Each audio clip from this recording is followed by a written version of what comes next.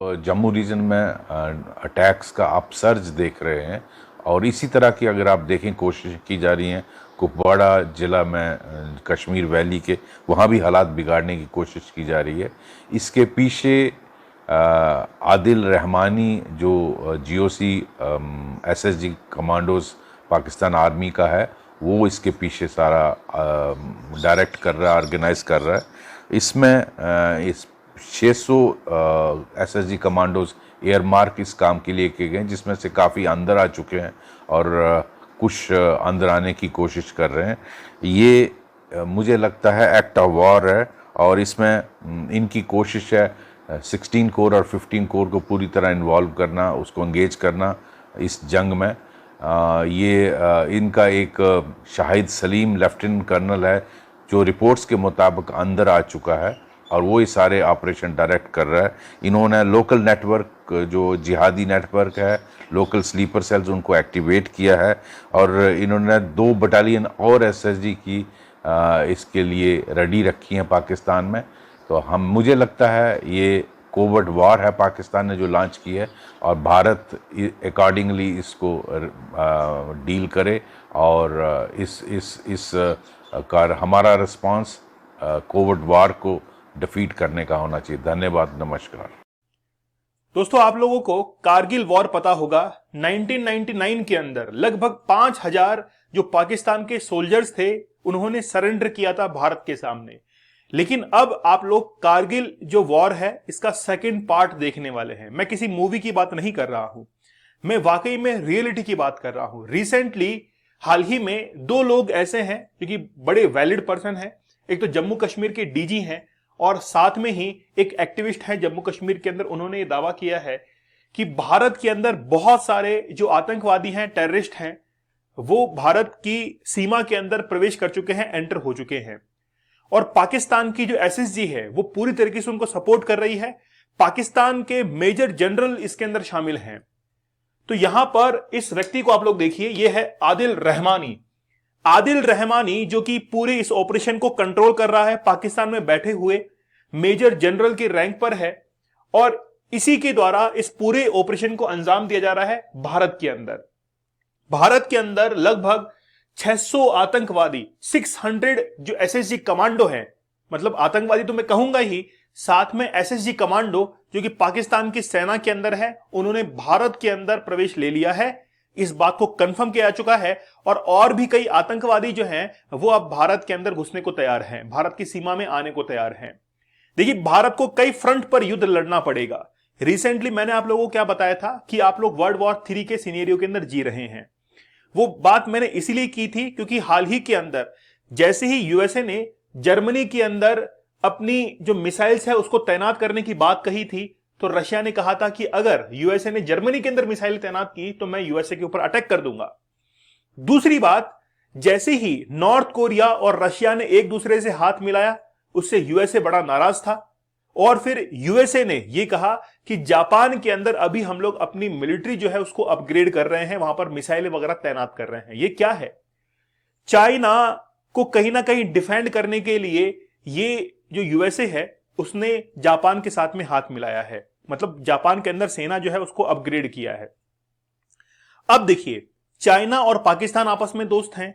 China हो सकता है कि पाकिस्तान को यह कमांड करे कि तुम अपने आतंकवादी जो कि तुम भेजते रहते हो पाकिस्तान में और संख्या, भारत में जो है उसकी और संख्या बढ़ा दो। इसीलिए आदिल रहमानी ने इस चीज की जिम्मेदारी उठाई और इसके तहत 600 एसएसजी कमांडो जो है वो भारत में आ चुके हैं आतंकवाद फैलाने के लिए। बात करेंगे, लेकिन उससे पहले 10,000 एमसीक्यू का बैच हमारा 12 अगस्त से शुरू हो रहा है। अगर आप लोग यूपी पीसीएस की तैयारी कर रहे हैं, एसएससी की तैयारी कर रहे हैं, रिसेंटली एसएससी स्टेनोग्राफर की वैकेंसी आई है, बहुत सारी वैकेंसीज है वनडे एग्जाम की, इसके अंदर जीके जीएस पूछा जाता है। आप लोग को पॉलिटी, हिस्ट्री, ज्योग्राफी, साइंस ये तमाम सब्जेक्ट करवाई जाएंगी। मेरा ये वादा है आप लोगों से कि एग्जाम के अंदर जब आप लोग क्वेश्चंस को अटेम्प्ट करेंगे तो मेरे द्वारा जो करवाए हुए क्वेश्चन है वही आपको एग्जाम में मिलेंगे। कूपन कोड यूज करना है 10,000, जिससे आप लोगों को डिस्काउंटेड प्राइस में 50% डिस्काउंट में अवेलेबल हो जाएगा, लेकिन 12 अगस्त से पहले पहले ही। 75 डेज का हार्ड चैलेंज जो कि आपकी पोर्नोग्राफी से दूर रखेगा, आपकी दिमाग को कंसंट्रेट करेगा ताकि आप लोग अपने लक्ष्य को हासिल कर सके। चलिए बात करते हैं कि आखिरकार हुआ क्या है। एक नया कंसर्न जो है वो भारत के सामने आ चुका है कि भारत के अंदर इन्फिल्ट्रेशन हुआ है। कश्मीरी एक्टिविस्ट हैं अमजद अयूब मिर्जा, पहले तो ये हैं। दूसरे हैं फॉर्मर जम्मू कश्मीर डीजी हैं, director general of police, DGP हैं शेषपाल वैद्य। तो शेषपाल वैद्य और इन्होंने ये कहा है कि एक लार्ज अमाउंट के अंदर, लार्ज स्केल के अंदर इन्फिल्ट्रेशन हुआ है। पाकिस्तानी स्पेशल सर्विसेज ग्रुप के द्वारा एसएसजी कमांडो जो हैं वो भारत के अंदर आ चुके हैं और इनकी संख्या कितनी है? 600 के आसपास है। अब बेसिकली ये पॉसिबल कैसे हो पाया है? यहां पर ये जो फोटो आप लोग देख रहे हैं, यह है अमजद अयूब मिर्जा जो कि एक्टिविस्ट हैं। उन्होंने कहा कि one whole SSG battalion is said to have infiltrated, that means at least 600 commandos are in Kupwara region. तो कुपवाड़ा रीजन के अंदर वो एंट्री ले चुके हैं। तो एक तो इनका दावा है। इनका वीडियो काफी वायरल हो रहा है। मैं आप लोगों के लिए इस वीडियो के एंड में इनका वीडियो जो है अटैच कर दूंगा, आप लोग देखना, पूरा सुनना उसको कि किस तरीके से ये बता रहे हैं कि आतंकवादी जो है वो कहां पर छिपे हुए हैं। तो शेषपाल वैद्य जो है डीजीपी रह चुके हैं। उन्होंने दावा किया है कि बहुत सारे जो आतंकवादी हैं वो भारत के अंदर प्रवेश ले चुके हैं। अब वो भारत के अंदर आतंकवाद जो है वो फैलाएंगे। इसलिए हमारी जो इंडियन आर्मी है वो भी पूरी तरीके से तैनात है उनको पूरी तरीके से खत्म करने के लिए। ठीक है। तो मेजर जनरल आदिल रहमानी, जिसकी फोटो मैंने आप लोगों को शुरुआत में दिखाई थी, वो कि एसएसजी का मेजर जनरल है और उसी के द्वारा ये पूरा का पूरा ऑपरेशन कंडक्ट करवाया जा रहा है। और बेसिकली क्या है, एक व्यक्ति और है शाहिद सलीम जेनवाऊ। तो ये जो व्यक्ति है ऑलरेडी लेफ्टिनेंट है ये, और भारत के अंदर प्रवेश ले चुका है।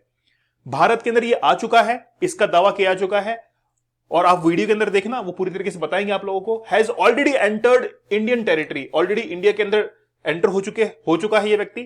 Conducting high velocity attacks on Indian security forces, जो कि बहुत जबरदस्त तरीके से इंडियन आर्मी के ऊपर अटैक करने को तैयार है।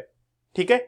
एक बात और है, यानी कि 2 more battalions are in Muzaffarabad ready to enter in India. मतलब जम्मू कश्मीर के अंदर मुजफ्फराबाद, आप लोग को पता है कि वहां पर भी 2 और बटालियन है जो कि पाकिस्तान की है, एसएसजी कमांडोज उसके अंदर हैं, वो भी भारत में एंट्री लेने को तैयार है।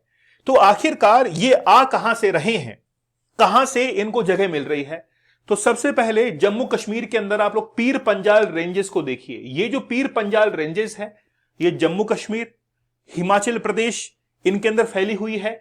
और ये जो पीर पंजाल रेंजेस है, इसी की जो वैलीज हैं, घाटियां हैं, उनके अंदर इनको छिपने का मौका मिलता है। वहां पर इन्होंने सुरंगें बना रखी हैं और उन्हीं के द्वारा ये भारत में एंट्री लेते हैं।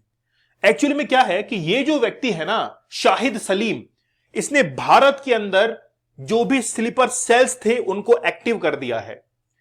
भारत के अंदर ऐसे कुछ लोकलाइट्स इंडियन सिटीजन्स जो कि जम्मू कश्मीर में रहते हैं, जिनको पैसों की सख्त जरूरत होती है, उनको ये इन्फ्लुएंस करते हैं ताकि वो भारत के अंदर जो आतंकवाद हो रहा है उसको सपोर्ट करें। और ये जो व्यक्ति है उसने सारे स्लीपर सेल्स जो हैं उनको एक्टिव कर दिया है। तो ये जो दावा है वो किया जा रहा है। तो पीर पंजाल रेंजेस जो हैं उसके अंदर कई सारी घाटियां हैं, उन घाटियों के अंदर ये आकर छिप जाते हैं और छिपने के बाद फिर ये इंडियन आर्मी जो है उसके ऊपर अटैक करते हैं। भारत की तरफ से क्या रिएक्शन है, तो यहां पर देखिए कि इंडियन आर्मी ने क्या रेस्पॉन्स किया है। ऑलरेडी हम लोग रेस्पॉन्स के अंदर आ भी चुके हैं कि इंडियन आर्मी जो है वो reactivated it's village defence forces. जब ये लोग गांव के जो स्थानीय लोग हैं उनसे संपर्क करने की कोशिश करते हैं, तो हम लोग ऑलरेडी वहां पर एक डिफेंस फोर्स क्रिएट कर दें ताकि लोकलाइज लोगों से अगर कोई संपर्क हो तो वो इंडियन आर्मी को बता सके। एंड लॉन्च ऑपरेशन सर्प। तो ऑपरेशन सर्प पहले भी लॉन्च किया था। आप लोगों को पता है कि रियासी जो डिस्ट्रिक्ट है वहां पर एक बस के ऊपर अटैक किया गया था और उसके साथ में ऑपरेशन सर्प जो है उसको लॉन्च कर दिया गया था और अब 2.0 जो है उसको भी लॉन्च कर दिया गया है।